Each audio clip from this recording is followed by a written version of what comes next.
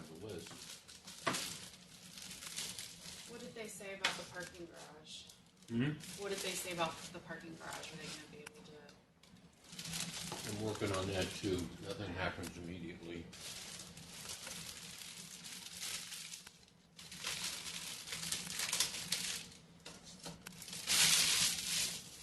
I got here at 6 and everything was already taken, so. Well, you know, there are 2-hour spots just a block away or two blocks away. That's where I ended up going out 9th Avenue. So you just have to park a little further away.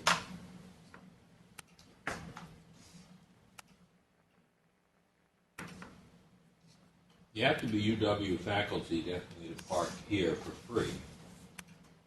Doesn't mean you can't pay for it, though, if we can get in. Trouble is, I think she told me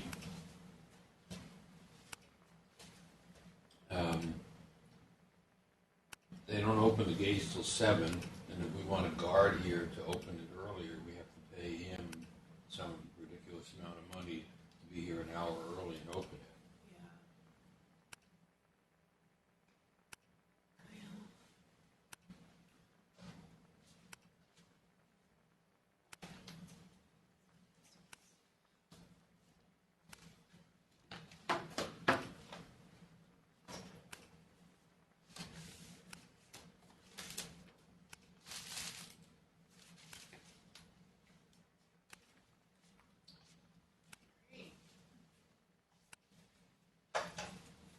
These guys have been pretty good specialties. Yeah, much better than Panera, yeah. Just out of curiosity, what does this cost? This was $160. Yeah, when the university told me I had to stop doing this with pharma money, they said they'd give me, from the division, $40.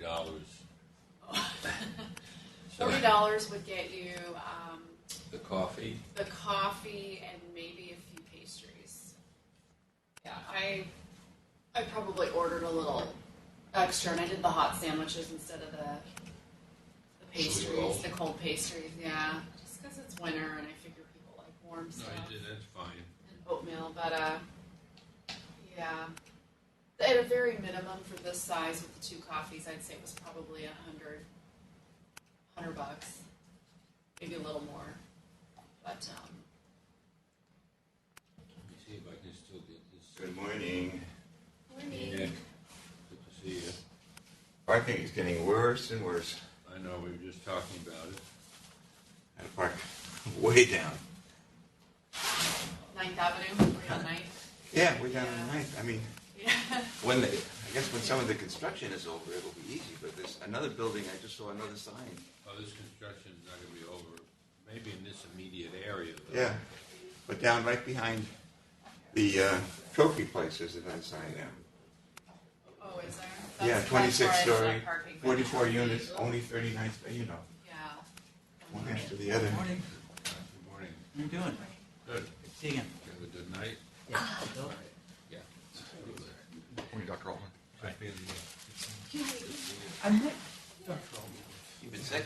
Yes. Oh, just a morning sniffle. You're okay. Good morning. Hi. Good to see you. Yeah. Hi, Dr. Scott's alive. We met once, but that's again. Me? You? No. No, he said he had some.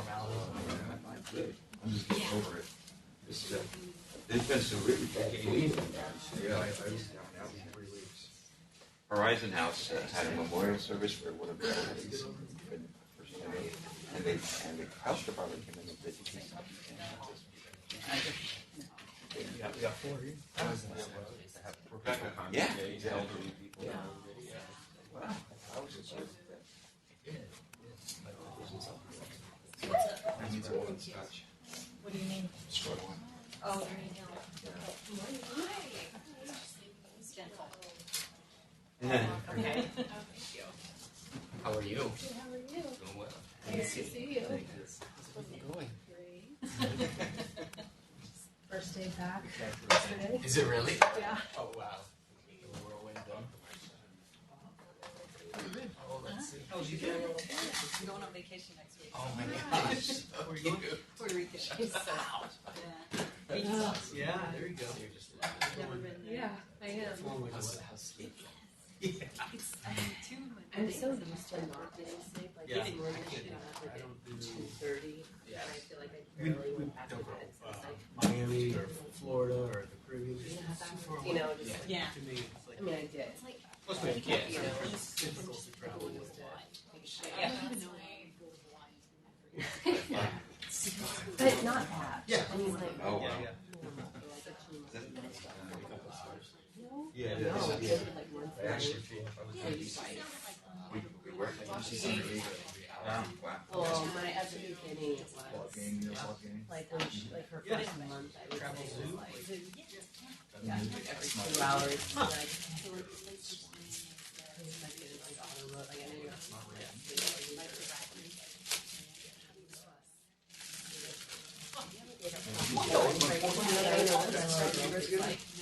No. I'm like, I know you're fussy sometimes because of this, so I'm just gonna like suck it up and do it. Yesterday, it was really clear and beautiful. Which for saving 10 grand, that's not a bad thing to say. I think I copied one of that. I moved to a new time, so Taking off. I see that. sad. I see that, you know, when the weather's like this, you came in, and I can see the planes. They go to Hawaii for You sure. know, they have the lights on. That'll be fun. Yeah. Went right after. It's just so beautiful. So we've been quiet. And you stay down with through or We've stayed both, and we're going to do North Shore, Princeville. Yeah. Honolulu Bay is my favorite spot in the world. can't go back home. Yeah. Get the like the paddle Yeah, we did that. We did the little river there. Yeah. We did surf lessons with my girls the last time. So. I mean, I literally just went to the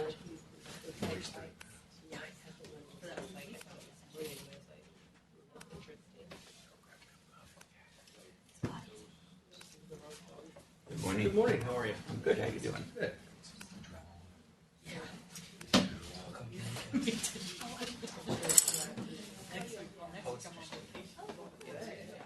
Yay, I just got back. Wonderful. Have you been there before? No, I never did. Where are you going to be? We're gonna be at the St. Regis Sun that we're all like all this. Yeah. Right on the shore? So yeah, any tropical recommendations? Oh, gosh, there's lots of food is wonderful. The restaurants are really good. Yeah, I'm excited. It sounds wonderful. Yeah. Last time I was there was 1962. Oh, wow. When it was like a large town. And now it's skyscrapers, cruise ships. That's in San My Juan. Yeah. husband's from here, Yeah, so I think we we're gonna were. go down to San Juan. Yeah, are you going to be where? RC? What's the name of it? The St. Regis. Regis. It's like on the shore. It's on I guess. 20 miles from San Juan. Okay. North or east or west? Or? I mean, I grew up there. That'll be nice. I haven't talked about it. It's fun. She's lost a little weight.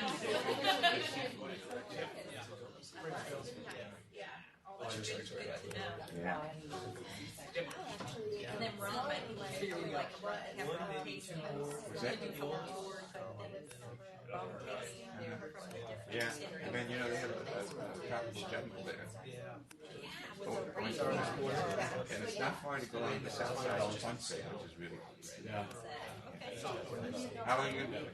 Isn't that awesome? She gives herself I forgot to tell you, yeah. Go through the rainforest. Yeah. Do Sure. some of that stuff. Wonderful. Good job. play that here.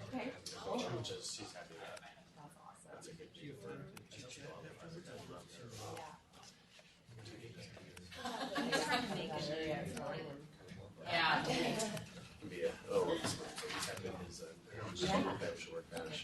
So, I mean, As long as my car's yeah. on. For sure. We're just glad to keep And I it can around take the area. Yeah. Because so many people. It's right across, it's like a 40 minute drive. That's all the big jobs. So I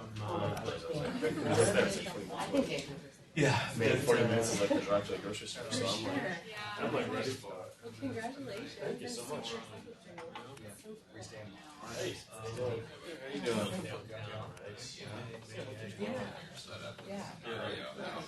And you're trying to do it Yeah. you know, unless you said, I don't know, my former day off.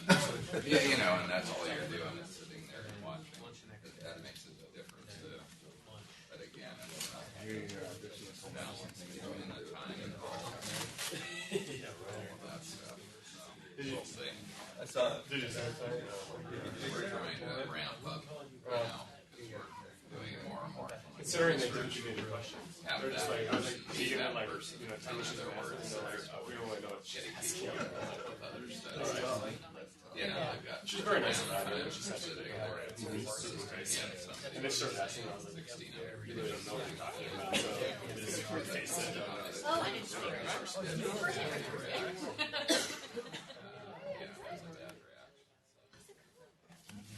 We'll see. Yeah, I know, yeah. That's right. You all got some genetic, yes. Yeah, great. Yeah, oh, that's great. I know it's, yeah, and it probably will, I guess, we'll see, but I guess that, by interest, if that applies for you, I mean, it's obviously doing it twice as much, but. No, it absolutely. Okay. Yeah, appreciate it. She controls her time.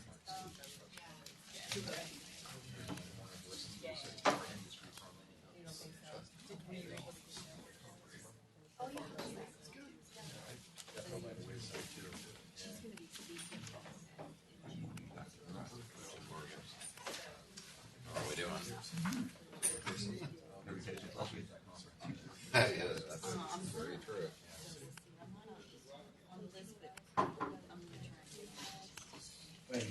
How's it going? Yeah, exactly. That's from Bill. Yeah, called me frantic the other day. I was like, at the dentist. This is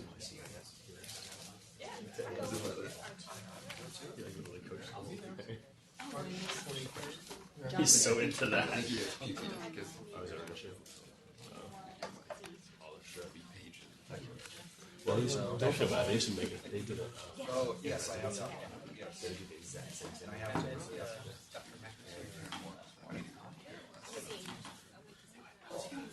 We used to do like our lunch sessions, and they would.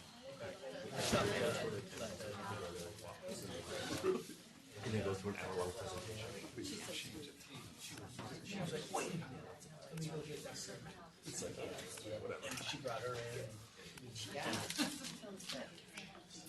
Well, so she's on her side.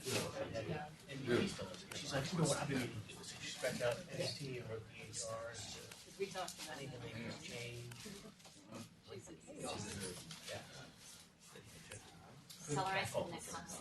Yeah, I brought your name. Oh, good.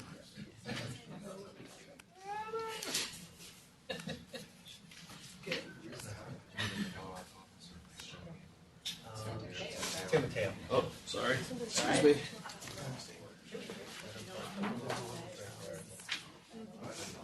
Yeah.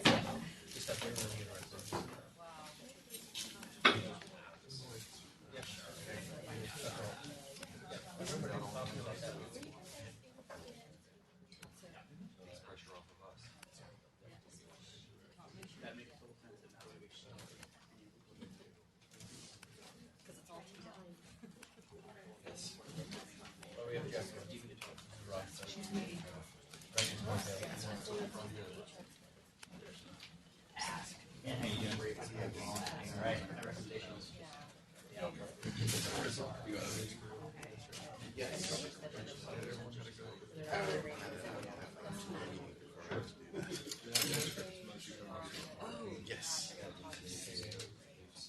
I was just talking to you.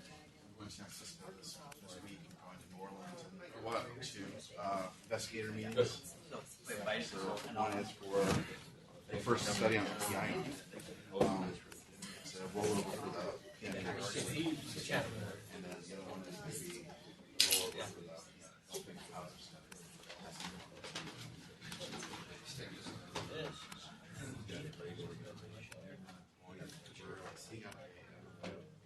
That looks good. When is it? Maybe today, or maybe not today, but maybe some other time.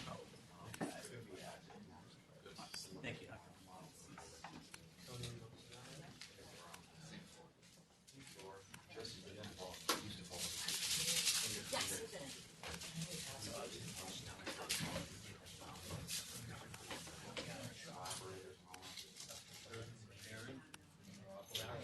Actually, it's in the middle of the night last night. Yeah. I don't know what it's doing.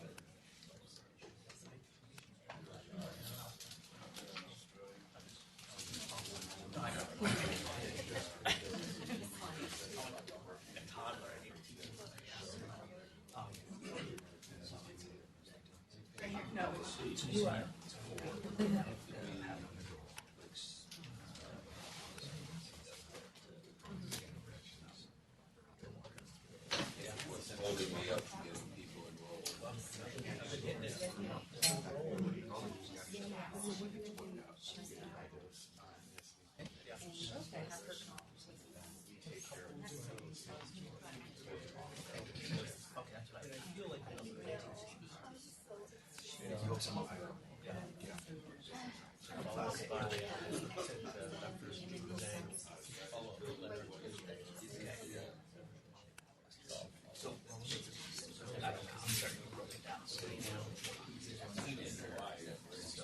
Maybe try to. Just the fidget too.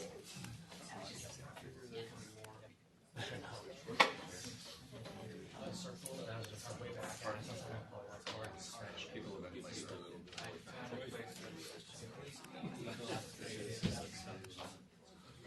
I figured,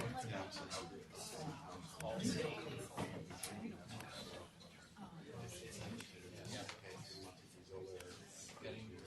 let you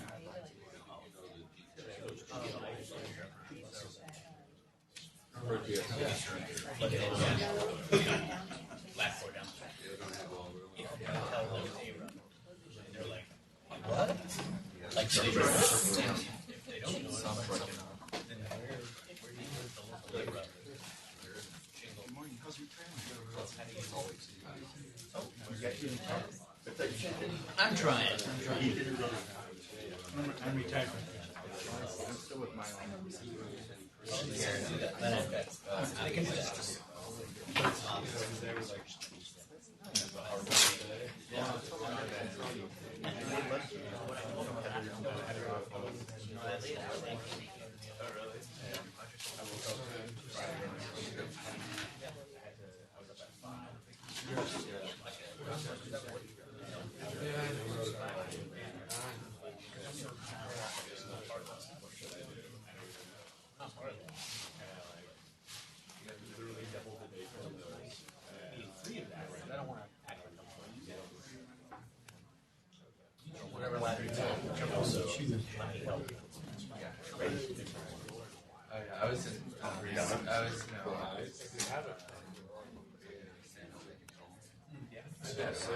It's Saturday was good.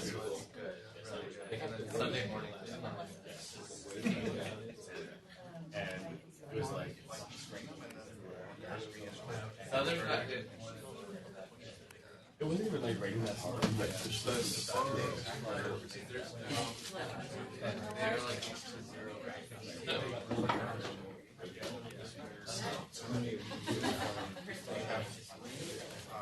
now.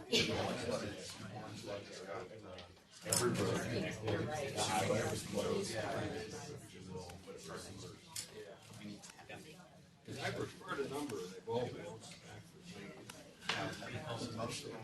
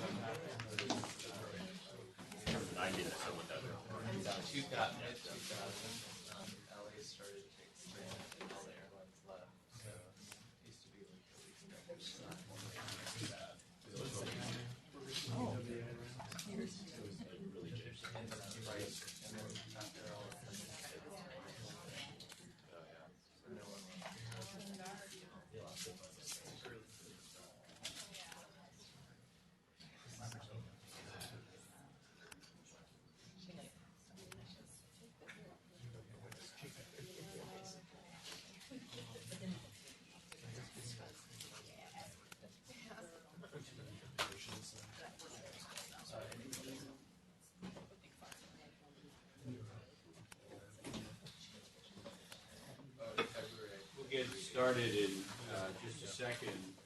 Troy is our speaker today. You can see the name of his topic. But Dan just wants to make an announcement here about a study that's going on for urticaria patients to try and increase the enrollment. It's an excellent opportunity for people with chronic urticaria. So it's a partnership between Asthmatic and UW with Bill Henderson's. And we've been trying to recruit patients for this chronic urticaria study, which is basically trying to understand the mechanism behind how this works. So it's a non-placebo control, so everybody will get Xolair for 3 months. We're looking for probably about 7 more patients. Essentially, if it's somebody you think needs to be put on Xolair, that's a perfect patient for us, as long as they've never had Xolair before. And so if you want to see if this works, like if you're out of private practice somewhere and you want to try Xolair, this would be a perfect opportunity to see if it works, and then you can argue for insurance coverage after that. So, yeah. Can they have had Xolair if they've been off for a year or more? No. They can't have ever. So just basically brand new. But they could have been on cyclosporin, they could have been on prednisone, they could have been on any other immunomodulatory, just not on a biologic. That's the only exclusion criteria. Adults, 1875, and has chronic urticaria. It's very generous. So there's no placebo. Everybody gets it. So if you want to just see if it works, it's a great study. All right. I'll have a little flyers if you want to be reminded up front on your way out. If you want to prompt you and how to contact us as well. All right. And I'll send this out to everybody at large as well. How many are enrolled so far? Yeah. We have 3 enrolled, 2 possibilities. Okay, so we're looking for 10 total. 10 total, yeah. And they get blood at the beginning and end? Throughout, actually. There's going to be multiple ones, yeah. With a great UW lab. It's great collaboration. Okay, I don't know how big our virtual audience is. Normally we send out ahead of time, but Troy has just said anybody could access this from his Dropbox, and we can send out that address. But the whole thing will be recorded, and you can certainly listen to it live or after the recording. So anyway, Troy is going to go ahead and give us a talk here on immunodeficiency update, new genes for old phenotypes.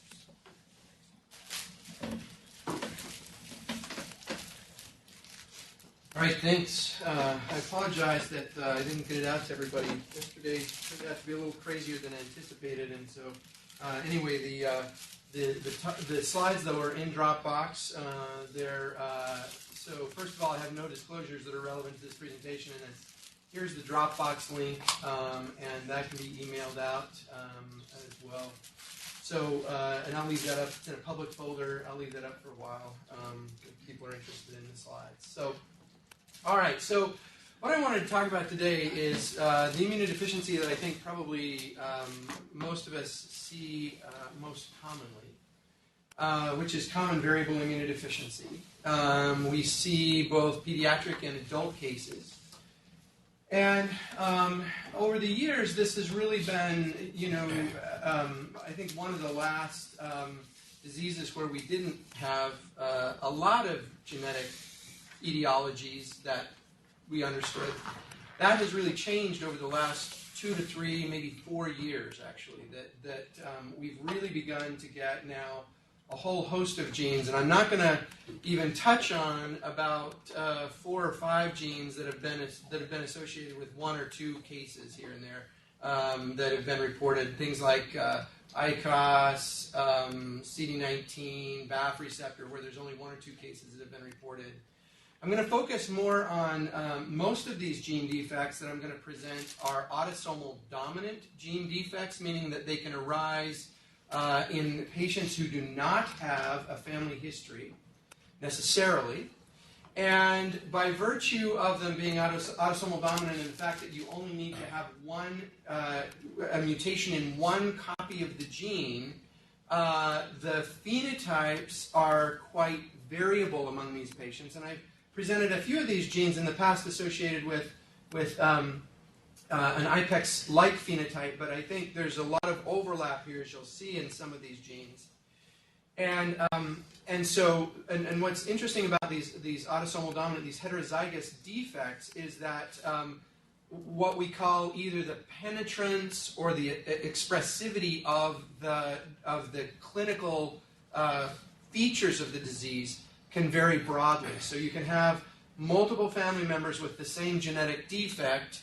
Some of them have very mild disease, some of them have almost no disease, and others have very profound disease. And we don't yet know why that's the case, but that's the case. So I just want to give you just a reminder about the diagnostic criteria for CVID, which were updated, at least in the European Society for Immunodeficiency. They updated their criteria for common variable immunodeficiency, which I think is very informative, and I'll show you that. And then they're updated in 2014, and then we're going to talk about some of these genetic defects and then summary. So here are the new diagnostic criteria. Now you may remember that the old diagnostic criteria, the main features of the old diagnostic criteria, were that you needed to have low immunoglobulins, preferably IgG and one other, either IgA or IgM, preferably, and you needed to show poor vaccine responses, and you couldn't be under the age of 2.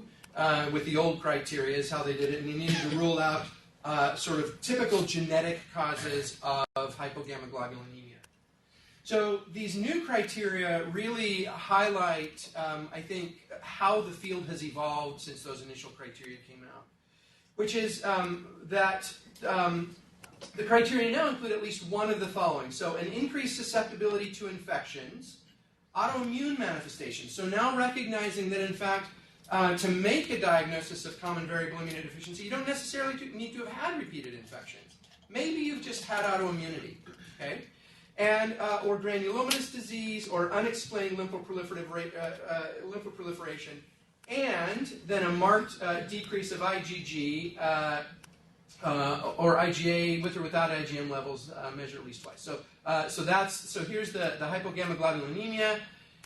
And at least one of the following. So either poor responsiveness to vaccines, or they've now included again as a marker of how the field has evolved, abnormal B-cell phenotyping. And the abnormalities, so we actually see there's actually 6 abnormalities in B-cell phenotyping that we see consistently over and over again in CVID patients. The most common of those abnormalities is low memory or low switched memory B cells. And so we use B cell phenotyping now in pretty much all of our CVID patients. We utilize that because it is now included in the official diagnostic criteria. And if you need a deal breaker in terms of trying to figure out, am I going to treat this patient? Is the insurance company going to pay for it? you can now use B-cell phenotyping to help make that decision and to break that tie and help to get their coverage.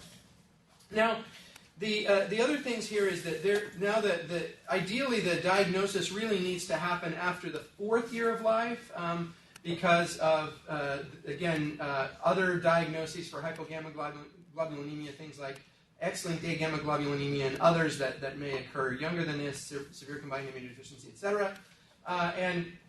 And you've ruled out other causes, secondary causes of hypogammaglobulinemia, things like gut losses because of lymphangiectasias, renal losses, etc. Okay, so these are the new diagnostic guidelines, new as of 2014 from the European Society. I think they're the best.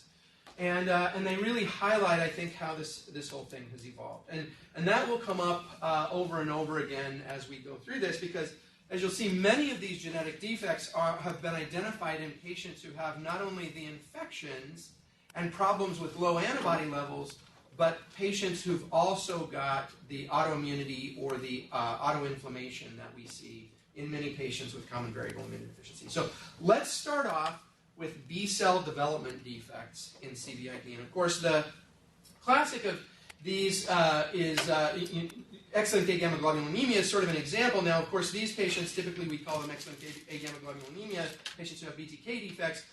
But just to sort of remind you that this disorder is caused by a maturation defect in B cells. B cells, in maturing between the pro-B cell and pre-B cell stage, that's where they can't make that maturational progression if they have a mutation in Bruton's tyrosine kinase. All right, so there are patients who have been characterized with CVID who have mild mutations in BTK that we've found that are leaky mutations, who actually have B cells. Their B cells may be low but not absent. And so those patients, some of them have been called CVID for a number of years. These, of course, are males. And then we find in some of these patients a mild, or what we call a hypomorphic mutation in BTK. So this is sort of the paradigm of a defect that can cause a block in B cell maturation. And that then it sort of sets the groundwork for this defect that was just recently described and published just this last year in 2016 in Icaros. Now, Icaros is a transcription factor, so it's a protein that binds to DNA, regulates gene transcription, and it has been reported to be required for B-cell development at a similar stage as where we see problems in BTK deficiency. So in that progression from pro-B cells to pre-B cells. And so in mice, if you knock out Icaros in the B cell lineage, their B cells abort development at the pro-B cell stage, and they don't make B cells beyond that. These patients, interestingly, have heterozygous mutations in Icaros. So these are autosomal dominant pattern of inheritance, and these patients have variable penetrance or variable expressivity, meaning that some of these patients have symptoms when they're young. Some of them, it's when they're older, and I'll show you what that looks like in just a minute in terms of the B cell numbers and things. What's interesting is that these, again, they're heterozygous mutations, and I'll show you those in a second, but what happens here, we think, is that we don't yet know really whether this is because you go from having 2 copies of the gene being expressed to just 1 copy, meaning a haploinsufficiency, or if these mutations actually cause a dominant negative effect, because there is some protein expressed potentially that could cause a dominant negative effect and cause the disease. Bottom line is it decreases the amount of Icaros activity, but it doesn't completely get rid of it. So these patients actually have B cells, but their B cell counts decrease over time, as I'll show you. And so these patients may present in adulthood with low B cell numbers that have sort of evolved over time. And so these patients that have been described, and there's this paper, and there's a new paper that was just barely accepted. It's a EPUB ahead of print in JACI that'll be coming out soon from the Japanese group with another cohort of patients. But the bottom line here is that these patients get recurrent bacterial sinopulmonary infections. And interestingly, in this initial cohort that was published, a fair number of these patients had quite a high rate of invasive strep pneumonia infections. So this was sepsis or joint infections, actually, interesting, in these patients. Now, not all of them, but a fair number of them had these invasive infections. It almost makes you think of some of the X-linked agammaglobulinemia patients before they're treated. These patients have some problems with GI infections, giardia, things that we see in patients who have hypogammaglobulinemia. They also get autoimmunity, which I didn't put on here, but there is a fairly significant rate of things like ITP, autoimmune hemolytic anemia, those sorts of things. And these patients have low IgG in virtually all, low IgA, low IgM in some. But what's really one of the hallmarks of this disease is that their B cell numbers are very low. They're not absent, but these patients have B cell lymphopenia. So if you've got common variable immunodeficient patients, even without the autoimmunity, and they've got B cell lymphopenia, this would be a disease to consider and a gene to consider. So this is from the publication in the New England Journal, just showing you again that IgG levels are universally low across the board. Now there are some normals here that you see with a couple of hash marks there next to them. The hash marks mean that the patients were on therapy, on IgG therapy at the time that this was tested. Okay, but presumably these patients all had low IgGs before diagnosis and start of IgG, and then low B cell counts. And so the B cell percentages are in the other red box here. Okay, so again, the B cell numbers, so the percentages are there and the absolute numbers are in parentheses. And you see that B cells aren't absent, but they're pretty darn low in most of these patients. And these patients, interestingly, if you look at memory B cells, actually their number of memory B cells are not that abnormal, even though they've got total low B cell numbers. Okay, so this is not, but this shows you the B cell lymphopenia that sort of evolves over time, and you can sort of see that early on some of these patients have B cells, and as they get a little bit older, on through sort of early childhood, for instance, this patient in the red open circles here, those taper off. And this was one large family that was characterized that they sort of pulled out to the side, and this is 4 other families and a number of patients that were characterized. And so basically, bottom line is B cell lymphopenia. It's a progressive B cell lymphopenia over time. Lots of infections, low IgG, etc. So this is Icaros deficiency. Okay, and again, the treatments for this disease. So here's the gene, and here's where the mutations lie. They lie within a critical DNA binding domain of the Icaros protein. Again, this is a transcription factor, and so it can't bind to DNA, and it may affect the ability of the normal protein from the other allele to be able to function as well.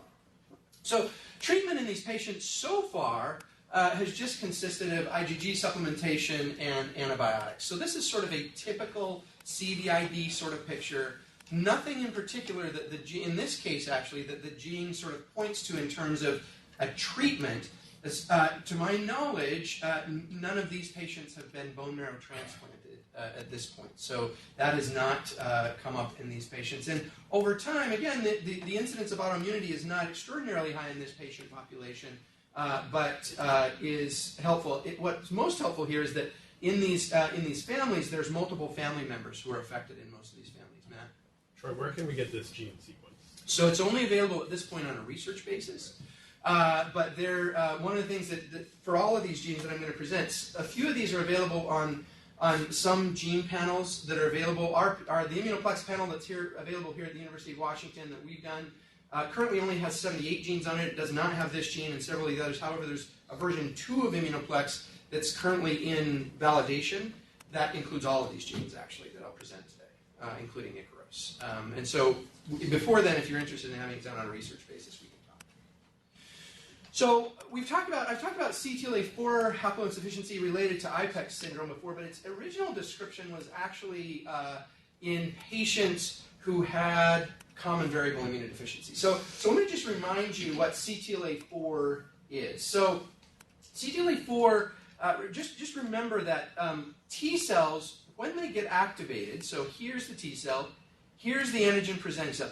it takes more than one signal to activate a T cell. So there's a signal 1, which comes from the T cell receptor binding to its antigen that is presented in the MHC molecule from the antigen presenting cell.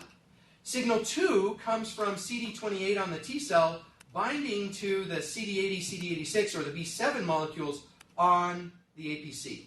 Okay, so this is signal 1, signal 2, and then signal 3 comes as the antigen presenting cell produces cytokines that promote, oops, sorry, just going the wrong way here, that promote growth and development of the T cell. All right, so this is how T cells get activated, and they require multiple signals. Now remember that this goes very well, but you need to be able to turn this off somehow. And so T cells have another molecule that gets upregulated on activated T cells, and it's present on regulatory T cells that takes the place of CD28, basically, and it binds to CD80, CD86, and in fact, it pulls these molecules off the surface of the antigen presenting cell. And this molecule that's on regulatory T cells is called CTLA-4. So CTLA-4 binds to the APCs. Again, it does so through the T cell receptor. Now, though, the CTLA-4 binds CD80, 86, strips it off the surface of the antigen presenting cell,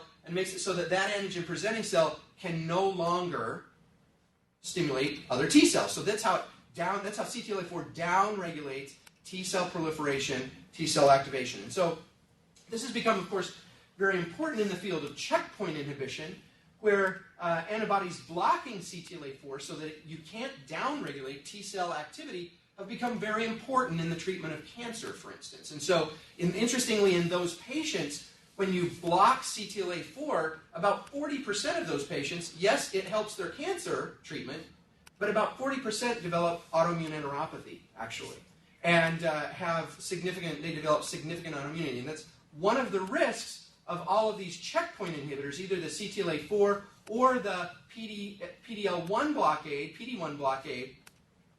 Any of these can sort of increase the T cell activation because you don't have the normal feedback loop to shut down activated T cells. They get activated, then you need to sort of shut them back down before they go crazy. When you block that, you have a risk for autoimmunity. And in fact, what happens in humans who lack one copy of the gene of one copy of CTLA-4 is that they develop lymphoproliferation and they develop a CVID phenotype. So these are patients who've got CVID plus autoimmunity and autoinflammation. So these are the patients who've got lung infiltrates with nodules in the lung, granulomatous disease, nodules in other organs like the gut and the brain, okay, as I'll show you in a minute. So this is CTLA-4, okay?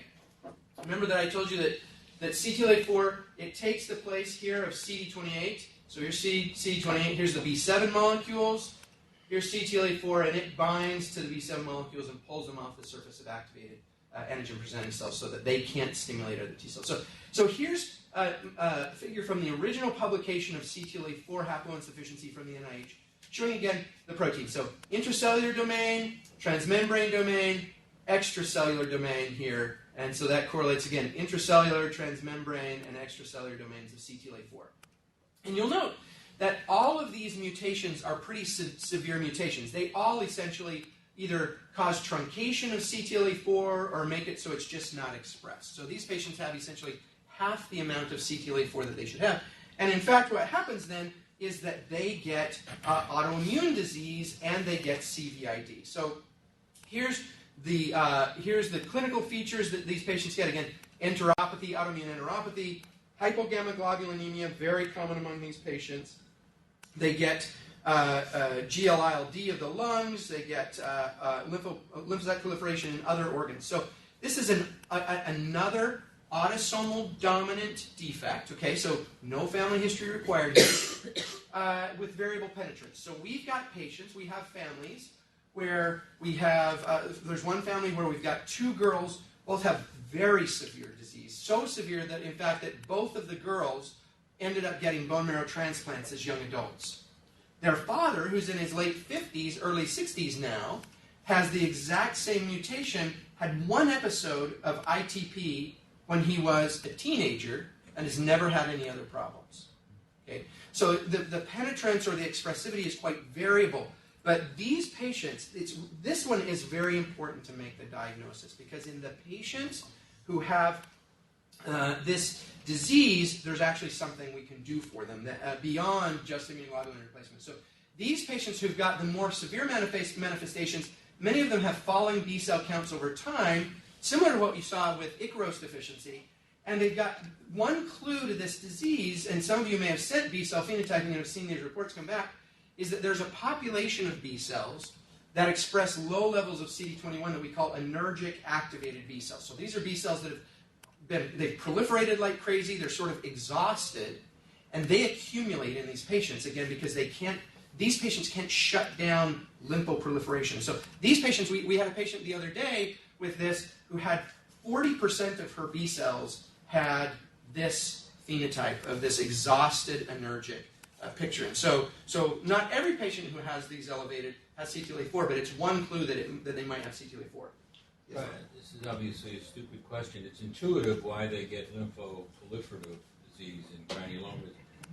I must be missing the point. Why do they become hypogammaglobulinemic? We don't know. You're not missing the point at all. We don't know why they become hypogammaglobulinemic. We don't know whether it's this exhaustion thing and the B cells just sort of poop out, or if it's an autoimmune phenomenon that is affecting an important B cell growth factor. We don't know yet, actually, why they become hypogammaglobulinemic. And there's a lot of work underway to try and sort that out. This is what the patients look like, and this looks like, you've seen patients like this. Patients who've got CVID and lungs that look like this with these big nodules in the lungs, so a lot of lymphoproliferation. And if you were to biopsy these, you would see sort of a follicular bronchiolitis, interstitial pneumonitis sort of picture that would look like this. These are actually biopsies from the bowel here and here, showing that many of these patients, they get these sort of follicular inflammation. So with a B cell zone here in the center, so here's the B cell zone, kind of in the middle, okay, surrounded by a surrounding T cell zone. So it's chronic inflammation. The lymphocytes are proliferating like crazy. They don't know when to stop because you don't have CTLA-4 to turn them back off. Okay, and so you see this in the gut, you see this in the lungs, and one of the places that we see this is in the brain. And this is the only immunodeficiency that I'm aware of that we've seen so far, where you'll have a patient with CVID, and then they develop a brain mass. And sometimes those get biopsied because they look for the world like a brain tumor, as you can see here. They get biopsied. The biopsy just shows lymphoproliferation in the brain, not malignant. That is CTLA-4 until proven otherwise, CTLA-4 Haploinsufficiency. And the reason that's important is that can be, of course, very debilitating. And this is a fatal disease. We've lost, before we made the diagnosis in patients, we've lost at least a few patients in our clinic in the past with this disease. This is a bad disease. So what can you do about it? Well, of course, you can replace their immunoglobulin. You can give them antibiotics. Sirolimus, because of its effects on lymphocyte proliferation, can be quite effective in some of these patients, and that's often the first place that we start. If they fail that, we then we try abatacept, which is CTLA-4 IG, and it basically replaces the function or supplements the function of CTLA-4 in these patients. Okay, and lastly, for patients who fail this, we take them to bone marrow transplant. And there are patients who fail both of these therapies and end up going to bone marrow transplant. And bone marrow transplant works for this disease. The patients actually do quite well. The family that I mentioned before, the two young women who were transplanted as young adults, both doing well now a few years post-transplant, and both of them, really, their CVID is cured. One of them had been diagnosed with MS because she had those sorts of lesions in her brain that was very resistant to therapy, and that is now cured. And her neurologic symptoms have largely gone away now, her neuropathies and things. Okay. Now, interestingly, there's an autosomal recessive disorder in a huge gene called LRBA, lipopolysaccharide beige-like anchor protein, that were identified in patients with CVID a few years ago now. And interestingly, just last year, the mechanism was identified that it turns out to be related to CTLA-4 haploinsufficiency. So this is an autosomal recessive disease. This disease has primarily been identified in patients who are consanguineous, although not always. There are patients who've got heterozygous autosomal recessive mutations. But these patients, again, they've got, their B cell numbers aren't so low, but they've got hypogammaglobulinemia, as you note here in the bottom box here, they've got hypogammaglobulinemia. These patients also get a lot of autoimmunity like the CTLA-4 patients, and really the clue to this disease came when they realized that if you treat these patients with abatacept, CTLA-4 IG, they do dramatically better. And then the question was, why do they do dramatically better? And so Mike Jordan and Mike Leonardo, Mike Jordan in Cincinnati, Mike Leonardo in the NIH, collaborated to show that, in fact, this protein, which we didn't know the function of prior to this, turns out to bind to the intracellular tail of CTLA-4, and it gets it recycled back out to the cell surface. So in the absence of LRBA, CTLA-4 gets internalized in lymphocytes, and it doesn't go back out to the surface. It just stays in. So the amount of CTLA-4 on the surface is low in these patients. And so that's why CTLA-4 IG works. And so that's why I lump this disease together with CTLA-4 haploinsufficiency. Okay? Now, are you likely to see LRBA deficiency? Not very likely. This is an autosomal recessive disease. In a normal AI practice, are you likely to see CTLA-4 haploinsufficiency? Absolutely. I would almost guarantee you, we're seeing enough of these patients, I would almost guarantee you that you have seen or are following these patients in your clinic. You've got, if you're seeing a fair number of immunodeficient patients. What should we do if we don't know that?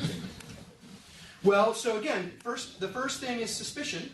So, look for them and think about what patients do I think might fit this description, and then sequence. This is a tiny gene. It's 4 exons. It's really quick and easy. We'll do it for you. So, if these, we'll help you out with this if this is a problem. And the reason is that we have therapies, disease-specific therapies that work for this disease, and these patients don't do well if they've got active disease and they're not treated. These patients ultimately die. If you lack both genes for CTLA-4? Nope, you only have to lack one. No, but if you did, is that fatal? Embryonic lethal, as far as we know. Mm-hmm. Yeah, as far as we know, it's embryonic lethal. There's never been a patient described who lacks both. So, and then LRBA treatment is similar to the things that I just mentioned for CTLA-4 haploinsufficiency. Bone marrow transplant does work. We've talked about these STAT defects. I just want to remind you of these. So again, the JAK STAT proteins, the STATs are transcription factors that play important roles in activation from many different cytokines in the immune system.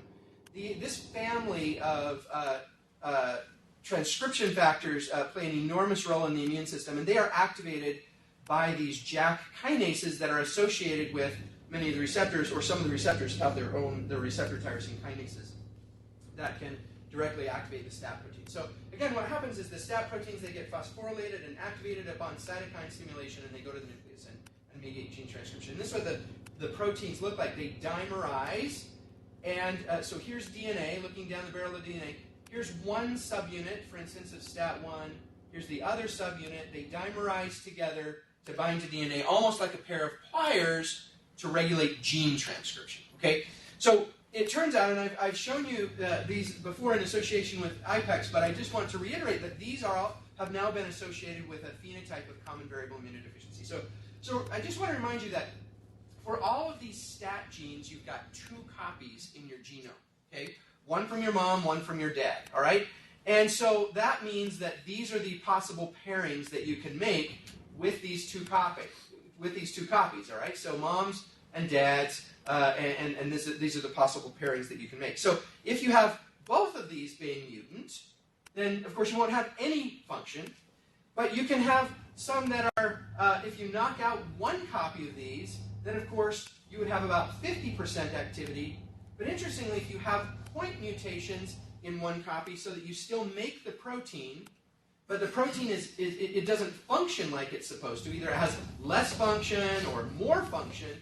Now it pairs together, and because of the pairing, 75% of these pairs now have altered function.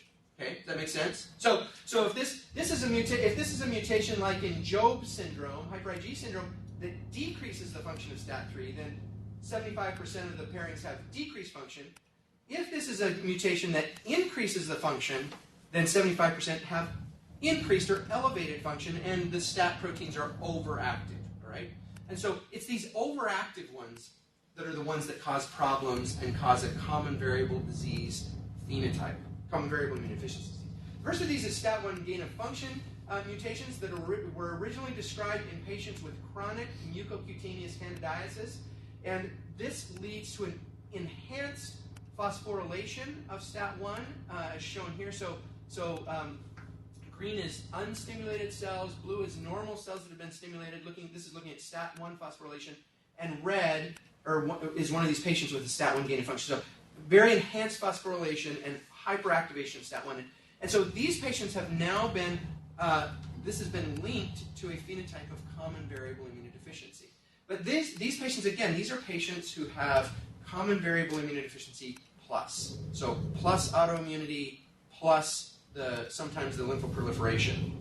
So it's autosomal dominant, because again, it only requires one mutation.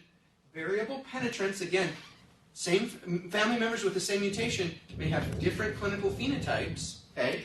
You may have one family member who's only got the candidiasis, and another family member who's got full-blown CVID or full-blown IPEX-like disease with a lot of autoimmunity. These patients have recurrent bacterial sinopulmonary infections, hypogammaglobulinemia. Chronic mucocutaneous candidiasis is a nice clue. So these are CVID. If you've got CVID patients who've got thrush, and they're not diabetic, and they're not, a lot of these patients are chronically on antibiotics, but if every time you give them an antibiotic they get thrush, you got to think about this disease, actually. And you should think about testing for it. These patients, their B cell numbers may be normal or they may be low, and then many of them have low memory and switch memory B cells. A lot of them have autoimmunity, enteropathy, type 1 diabetes, those sorts of things. But the phenotype can look like just common variable immunodeficiency. The reason it's important to make a diagnosis is that, of course, you need to get them on appropriate IgG replacement if needed and antibiotics, but some of these patients, for their autoimmunity, there are now specific inhibitors. So these drugs, ruxolitinib and baricitinib, which are JAK1/2 inhibitors, are dramatic in terms of treating the autoimmunity in some of these patients. And some of the fellows have had the opportunity to see this in some of our patients who've got a lot of autoimmunity and have this disease, and can really be a tremendous benefit. And I put question marks by bone marrow transplant here because initial results from bone marrow transplant with this disease are very, very mixed at this point, I would say. Similarly, patients with STAT1 with STAT3 gain of function mutations have a lot of autoimmunity. So these are patients with gain of function mutations in STAT3. This is the original description of them. And these patients get a lot of autoimmunity. This was the original description. But now there's been an association of STAT3 gain of function disease and common variable immunodeficiency disease. And many of these patients, again, this is CVID+. It's autosomal dominant, variable clinical presentation. These patients get recurrent bacterial sinopulmonary infections, hypogammaglobulinemia, and poor responses to vaccines. But here's the clue for this disease. Lymphoproliferation is very common. This is kind of like the CTLA-4 patients. They get big lymph nodes, big spleens, and it turns out that in patients who've got a phenotype of autoimmune lymphoproliferative disease, ALPS, the most common gene that is not FAS now, so FAS ligand, this is now the most common gene to cause an ALPS-like phenotype, to give you an idea of the degree of lymph node enlargement and splenomegaly that some of these patients can have. Can this be later onset than what you see in Yes. ALPS? Yeah, it can be. So, I mean, presumably they've always had the mutation, but the ALPS can present, and we just diagnosed a guy in his mid-40s, actually, who's got this and has been followed for CVID since his early 20s. And he's got lymphoproliferation and all of these, and we only made the diagnosis in him because his daughter was in the hospital in Atlanta with a much earlier onset autoimmune enteropathy. So, what is the theory again about the hypogammaglobulinemia? Are that sort of B cells so busy making all this nonsense autoantibodies? Well, we don't know. Yeah, for sure. And I think the question is, so there's two theories. There's that, is that the B cells are just, there's so many things that activate STAT3 that they're just going crazy. They don't know what signal to follow. Versus whether it could be chronic inflammation that's actually. So these patients, because their cells, even if they see just a little bit of IL-6, for instance, their cells act like they've just seen an enormous amount of IL-6. And so the question is whether it's that chronic inflammatory milieu that sort of somehow damages or dysregulates B-cell maturation in some of these patients. So again, it's an autosomal dominant disorder. You don't necessarily need to have had a family history. Troy, could you go back to the slide where you just showed the gene, the schematic one? Oh, here or back further? No, back further. The question I wanted to ask is why do people, this one here, oh yeah, you have a mutation in one gene and the other gene is normal. Mm-hmm. Why do you still have altered function? Why isn't the one normal gene functioning adequately? Well, it is. So the one normal gene is functioning adequately, and so if you've got a loss of function here, this subset still works. So you've got 25% of the dimers that are still working, but 75%, if this is a loss of function, so in the case of, for instance, hyper IgE syndrome, if this is a loss of function mutation, these guys all lose function. So you go from having 100% in a normal individual down to 25% in a patient with a loss of function. In the case of gain of function, what happens is that this pairing, the first pairing is still functioning normally, but the others now upregulate their function. They get turned on, and they're too active, and they're not appropriately regulated, and so they can't be turned off quite so easily. But in the loss of function, 25% is not enough to get by? No. So 25% is enough to be born. So it turns out that in mice, if you knock out STAT3, it's an embryonic lethal. And then we think the same is probably the case in humans. So 25% is enough to be born, but not enough to have to be normal. Now, there are patients, we think, we're guessing that there are patients out there who look like this. Because we found so many patients with STAT3 mutation, we guess that there's patients out there who look like this, who have 50% function. We never see these in our clinic. So we think that 50% function is probably enough, and in the mice, that's the case. The mice who have 50, you knock out one allele in mice, they're fine. They have no symptoms. It's really when you get down somewhere between 50 and 25% that you run into problems in the loss of function mutations. Okay? Mm-hmm. So these are the stat defects, and again, so just pearls here for the stat defects. So for the STAT1 gain of function, chronic mucocutaneous candidiasis, either thrush, really recalcitrant vaginal yeast infections in women that are very difficult to treat, sort of jock itch, cutaneous fungal infections, or recalcitrant other skin fungal infections, candidiasis in other places. So it's chronic mucocutaneous candidiasis. And if you see that, I would think about STAT1 gain of function. In STAT3 gain of function, again, it's lymphoproliferation. And interestingly, in these patients with these STAT3 gain of function mutations, they actually can go on to develop an LGL leukemia. And it turns out that LGL, normal people who get LGL leukemias, if you take those leukemias and you sequence them, many of those LGL leukemias have acquired these same gain of function mutations in STAT3 that we see in the germline in these patients with immunodeficiency.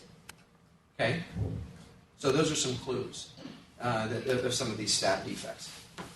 All right, so treatment, again, is just the same things that we've talked about. All right, so let me move on to some other classes of defects. So PI3 kinase pathway defects. Now, these there's two defects in this group that have been characterized and have been we've known about for a few years. So what are the PI3 kinases? So this is a family of kinases, okay? So here are the kinases that contain a catalytic subunit, okay, and a regulatory subunit, okay? And the catalytic subunits have molecular weights of 110, okay, and there's multiple family members, as you see here, multiple family members of catalytic subunits.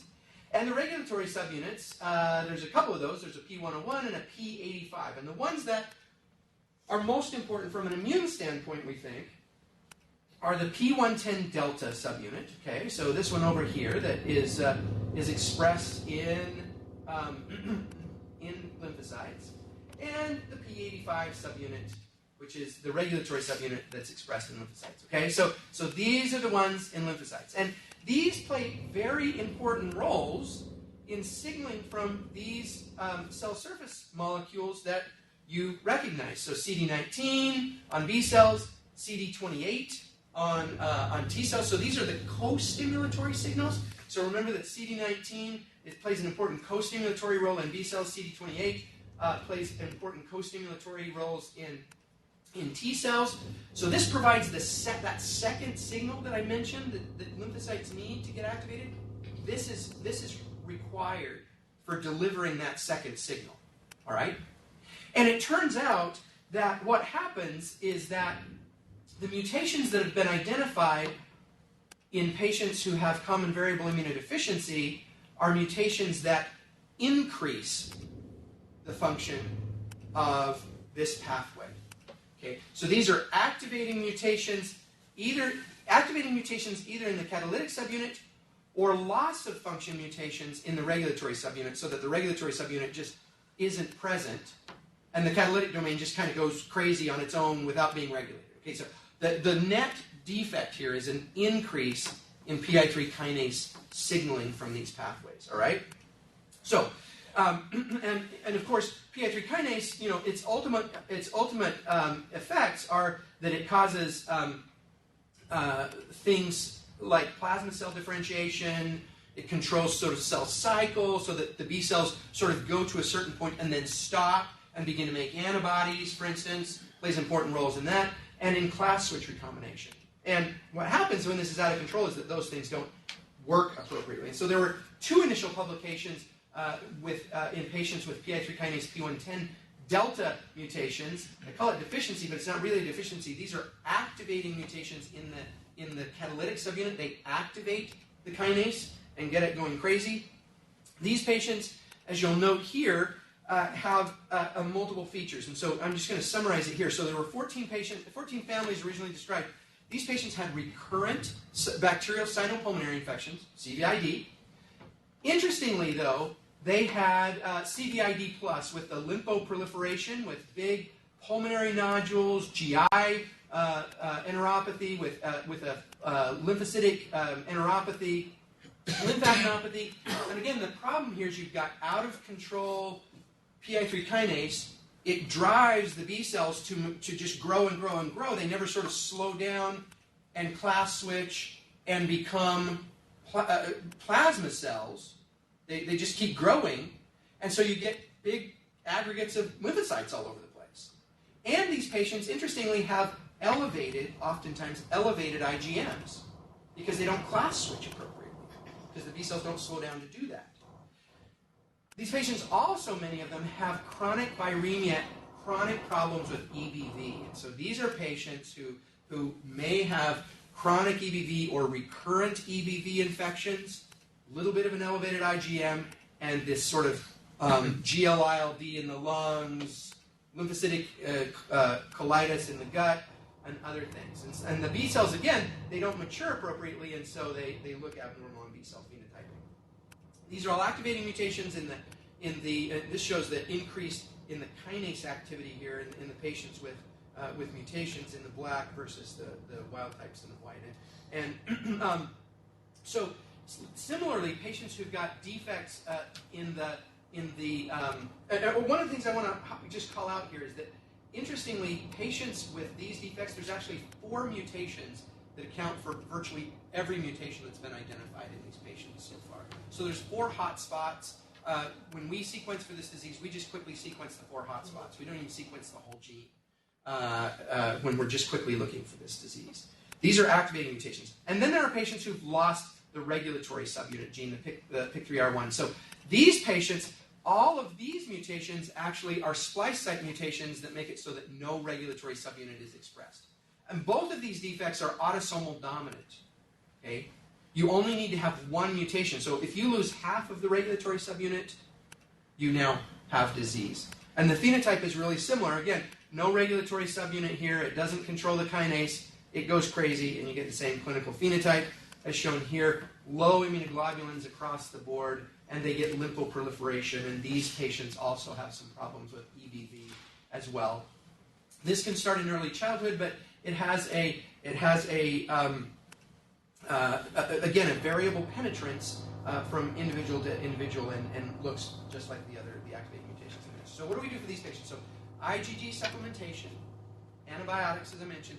Sirolimus shuts down cell growth.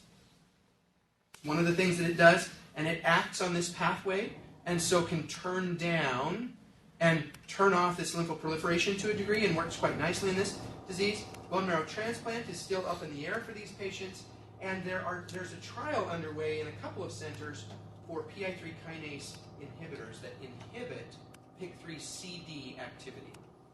And we don't know, is that just going to treat the autoimmunity, or will it somehow now allow their B cells maybe to start to divert into the pathways that they're supposed to divert into to make plasma cells, etc. We don't know that yet, but that's what one of the hypotheses is, and so we'll see.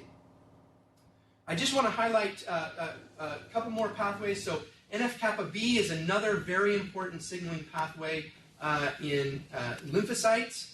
There's a canonical and a non-canonical pathway, and there have now been defects that have been associated in the canonical and in the non-canonical pathway. In the canonical pathway, it's the precursor protein of P50 here, which is called P105, and in the non-canonical pathway, it's P100, which is the precursor to P52. So NF-kappa B, remember, it's a 2-subunit transcription factor. There's a P50 and a P65, or a REL subunit, and this is the transcription factor that goes into the nucleus and mediates gene transcription. Okay, this is important from a number of important immunologic signaling pathways. So toll-like receptors use NF-kappa B, the T-cell receptor, and the B-cell receptor all use canonical and non-canonical NF-kappa B signaling. And it turns out that, here's the bottom line. If you have mutations in P100 or in P105 on this side, again, P105 is the precursor that makes this P50 subunit here. What has to happen is that this P100 subunit, it's a big fragment, and it's got this tail on it.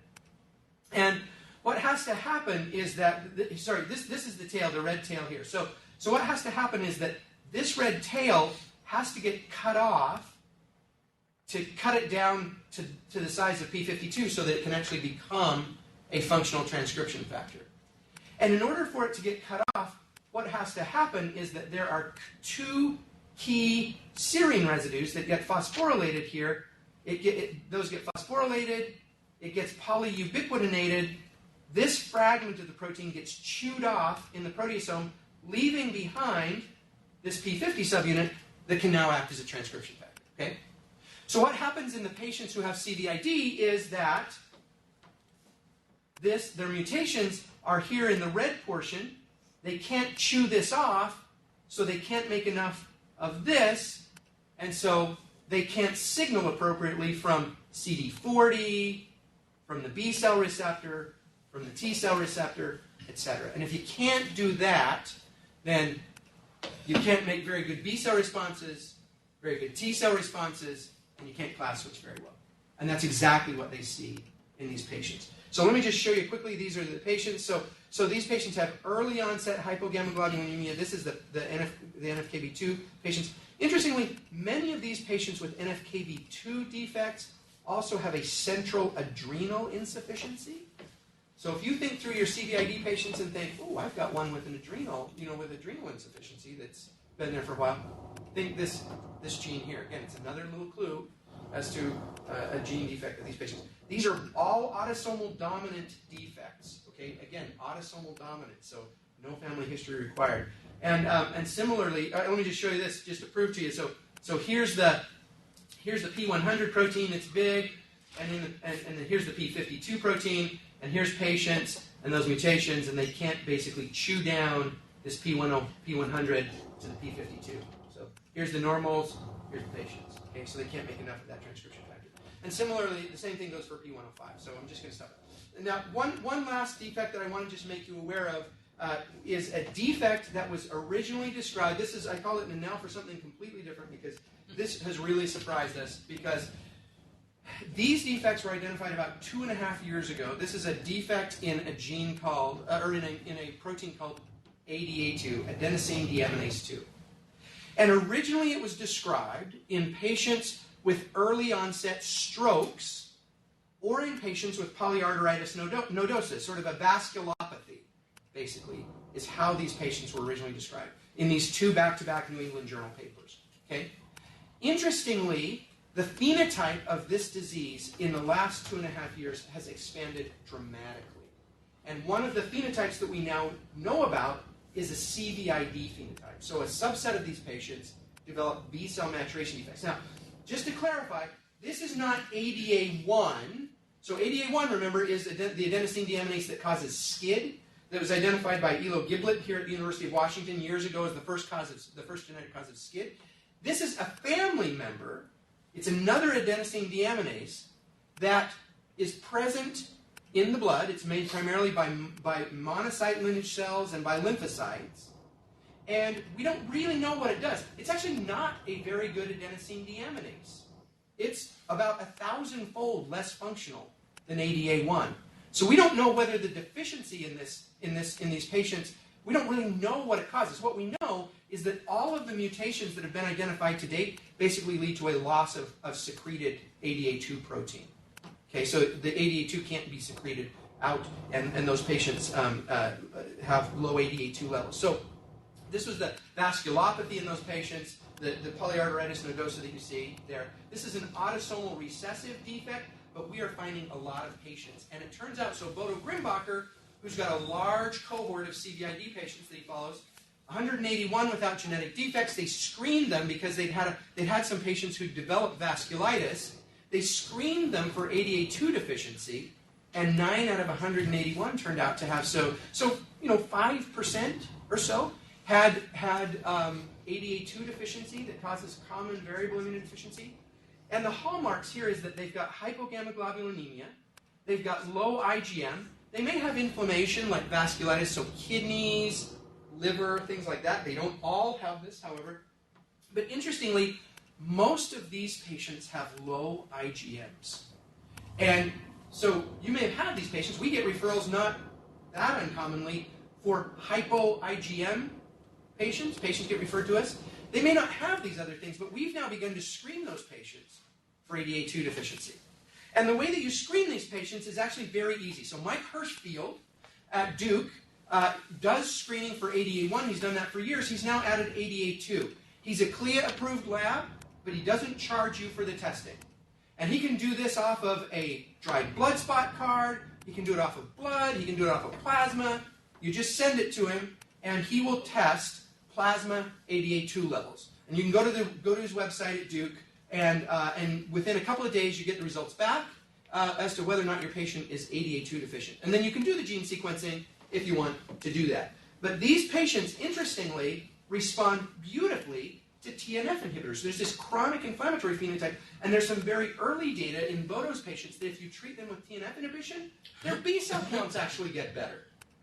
We don't know if their hypogammaglobulinemia goes away, but their B-cell counts actually may improve. And they don't get strokes, which is the most important thing.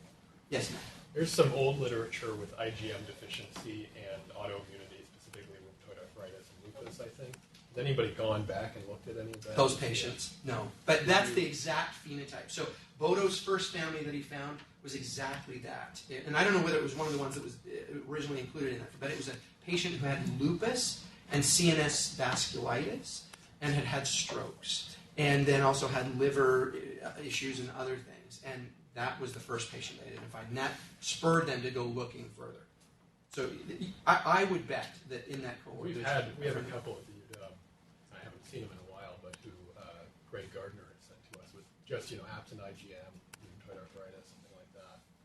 I would think a lot about this. And I would also, with low IgMs, I would think about this, and I would think about the Icaros.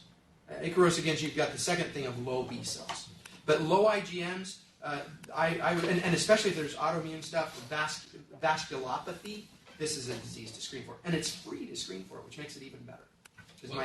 What's the mechanism of the vasculitis here? I'm saying this a lot today, Lynn. We don't know actually what the mechanism is, and we don't know whether it's due to the adenosine deaminase activity of this.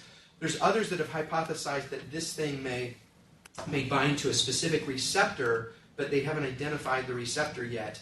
And there's one paper published that suggests that it might function as a growth factor. So we don't know at this point. What's interesting is if you knock this, so interestingly, mice don't have this gene. However, zebrafish do. And if you knock this out in zebrafish, they stroke. They get strokes. They get hemorrhage. They hemorrhage into their little zebrafish brains. And so that's what happens. And interestingly, the reason it's important to identify is that we don't put these patients on anticoagulants because there have been a number of strokes that have occurred after anticoagulation in some of these patients. So that we try to avoid that in these patients. And interestingly, bone marrow transplant, so far we've found 11 patients in the world that have been transplanted, and they do great. 100% survival, actually, with bone marrow transplant, and they're cured. The other thing about this disease that I will say is that these patients, one of the phenotypes that has really emerged recently is a phenotype of Diamond-Blackfan anemia or bone marrow failure. And patients can have that phenotype in the absence of all the other things. And there was one of the, so we just had I just co-chaired a worldwide consensus conference on this disease that was organized by a foundation that was started by a patient family with this disease. And interestingly, there was one family, two 58-year-old gentlemen that were twins that have both had chronic anemia, chronic Diamond-Blackfan anemia, low IgMs, not recurrent infections, just Diamond-Blackfan, sort of a chronic anemia, sort of mild bone marrow failure phenotype, that both were found to have this disease on exome sequencing. So the phenotype is very broad, but it's one to add to your list for CVID. And the reason it's important is because TNF inhibitors actually make a big difference, and if you get them on those, they don't stroke, and you avoid anticoagulants. Okay? So what are we talking about? So there's a growing number of single gene defects that are associated with CVID or agammaglobulinemia. So it actually is beginning to make sense to screen for these diseases. And so a lot of people say, so who should I screen? Do I screen everybody? And I would say no. At this point, I would not screen every CVID patient. I would, however, I would start by screening the complicated CVID patients, the ones who've got lots of lymphoproliferation, those pulmonary nodules, GL-ILD, the ones who've got liver inflammation, gut inflammation, or any malignancy, weird sorts of things, the types of things that we've talked about. So anybody who's got CVID plus, I would start to think about screening them genetically. Okay? And then thinking about which gene you can sort of target. Do they have low IgM, so Icaros deficiency or ADA deficiency? Do they have high IgM? That might push you to think about PI3 kinases. Do they have lots of lymphoproliferation, so CTLA-4 or PI3 kinases? So you kind of think about it that way, okay, with this. And you can get a lot of help from gene sequencing, functional tests, and B-cell phenotyping. There's gene panels that will be available shortly that will have all of these genes on them. You can just screen them all in one fell swoop. And there are, like I've mentioned, there are disease-specific treatments that make a tremendous difference in the lives of these patients. And so it's really worthwhile to think about doing this to try and figure out what they have, because it can make a dramatic difference for these patients. So with that, I'll stop and take questions. If there's anybody that have those, and we'll thank you very much.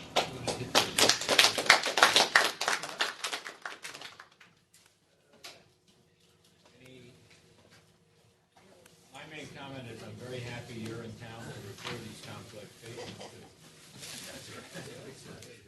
I know.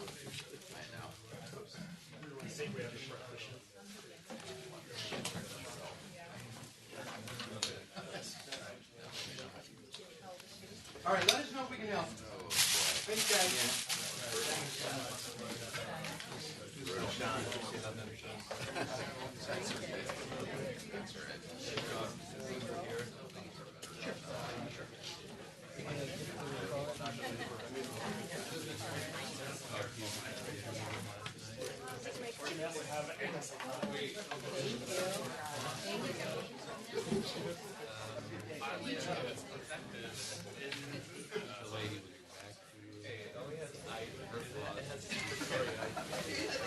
It's one that we're very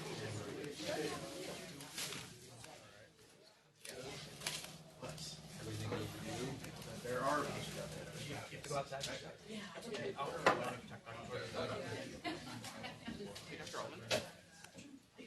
Pronounce your name first.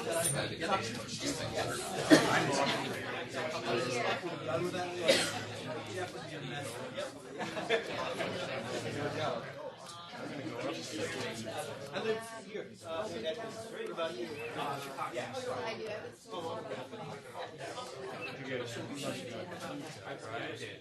And my wife got a Nice to meet you. How long have you been for? Yeah.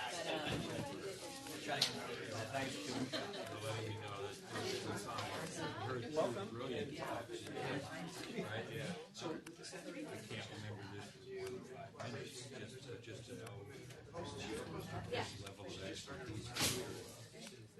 She actually makes all the So does he start at 9:30? He's not here, so I suspect he's starting at 8:30. Okay, so let's go Yeah. So Dave Naimi. I met, yeah. So what we have, thank you. what would be even better would be what would be downstream of stats. You know, Roger Stevenson, this is Nick at Boston Scientific wants to talk to you about sponsoring. I know you. I'm Roger with my line. I'm a